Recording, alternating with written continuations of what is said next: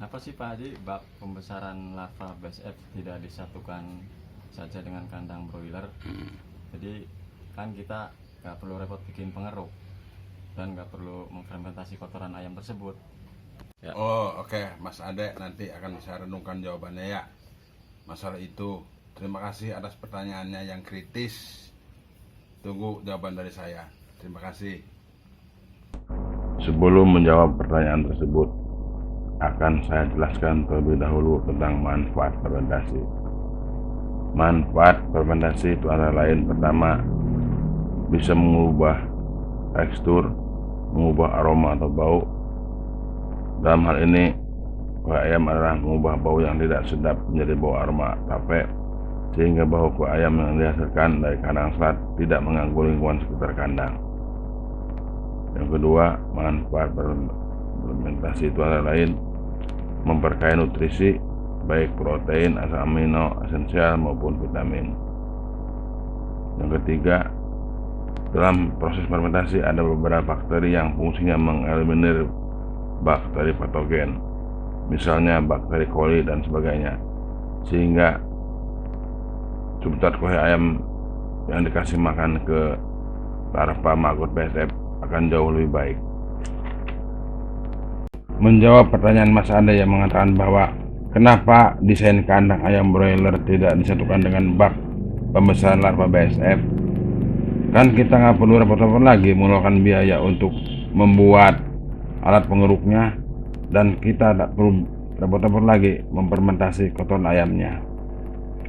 Jawaban saya yang pertama adalah karena populasi ayamnya yang ribuan, kurang lebih 5.000 ekor misalnya, sehingga harus berapa banyak larva umur 7 hari yang dimasukkan ke dalam kolong kandang, atau berapa gram yang harus dimasukkan ke bawah kandang tersebut.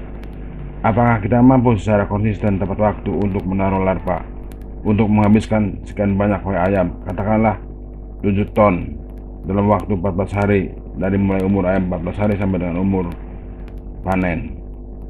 Kemudian yang kedua, jawaban saya ini yang paling penting, dikhawatirkan ada air yang jatuh yang disebabkan oleh nipel tempat minum yang tiba-tiba bocor. Pada saat itu anak-anak lagi pada tidur, katakanlah selama 6 jam nipel tersebut bocor dan menimpa ke dalam tumpukan kue ayam, lalu menimbulkan bau. Mungkin di dalam kandang tidak terasa bau karena baunya dihisap oleh kipas blower yang ada di ujung, tapi di luar kandang atau lingkungan sekitar kan menimbulkan bau. Kalau kandang kita dekat pemukiman, dikhawatirkan bau tersebut mengarah ke tempat pemukiman sehingga menimbulkan protes warga. Teman-teman, desain kandang ayam broiler yang disatukan atau dikombin dengan bak pembesaran larva BSF mungkin bisa saja kalian bisa buat kalau populasinya paling banyak 200 ekor atau sedikit. Pengalaman saya dari uji coba dahulu, kue ayam yang diberikan secara langsung ke maggot BSF menimbulkan bau yang tidak sedap beberapa hari, terutama kalau kuenya banyak dan larvanya baru sedikit. Yang jelas teman, dulu sudah ada penelitian yang dibuat oleh Tom Berlin dan Shepard yang mendesain kandang ayam petelur disatukan dengan bak pembesaran maggot BSF. Mereka mengatakan akan menimbulkan odor artinya bau yang kurang sedap. Teman-teman bisa lihat di searching internet hasil penelitian mereka yang sudah dipublikasikan. Desain kandang ayam broiler yang dikombin dengan bak pembesaran larva BSF bisa aja kalian buat kalau kalian punya peternakan ayam broiler jauh dari lingkungan pemukiman sekitar, dan di belakang kandang punya kawasan buffer zone atau kawasan penyangga. Kawasan buffer zone itu terdiri dari tumbuh-tumbuhan dan tanaman atau pohon-pohon yang besar, sehingga bau yang kurang sedap bisa diserap oleh tumbuh-tumbuhan tersebut, sehingga tidak langsung menimpa lingkungan pemukiman sekitar. dan tidak akan menimbulkan protes warga. Kalau jawabannya bisa iya atau tidak, habis apa dong saran Bapak?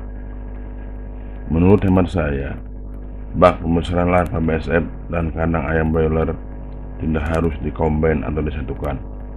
Lebih bagus dikeruk dulu itu kue ayamnya, lalu difermentasi terlebih dahulu. Karena proses fermentasi banyak sekali keuntungannya, antara lain yang telah saya sebutkan tadi, bahwa proses fermentasi bisa membunuh bakteri patogen dan meningkatkan kualitas substrat seperti meningkatnya asam amino esensial, meningkatnya vitamin dan protein. Sehingga kita kan yakin bahwa larva BSF makan kue ayam yang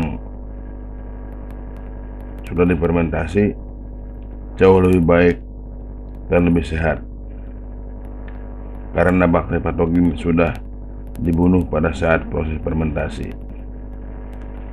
Jadi kita mempunyai dua pertahanan dari bakteri patogen. Pertama melalui proses fermentasi, dan yang kedua, kalaupun ada yang bakteri patogen yang masih lolos atau tertinggal pada saat proses fermentasi, larva BSF bisa memakannya atau larva BSF dapat membunuhnya. Banyak jurnal hasil penelitian para ahli yang mengatakan demikian.